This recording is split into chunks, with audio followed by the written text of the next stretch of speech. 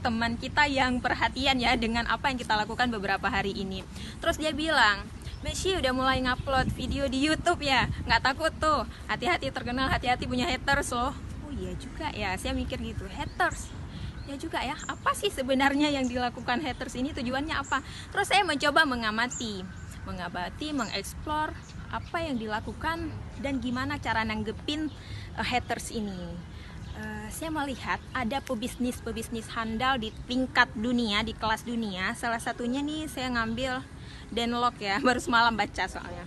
Dan Lok, dia dijuluki sebagai the king of high ticket sales, raja penjualan tiket tinggi, dan salah satu konsultan yang bayarannya paling tinggi dan paling banyak diminta untuk membawakan materi seminar di bidang real estate. Dia punya 15 perusahaan di berbagai industri, mulai dari barang mewah, pemasaran digital, pendidikan, dan e-commerce. Dia bilang apa? Ada 3 hal kenapa seseorang itu menjadi haters, membenci kita ya.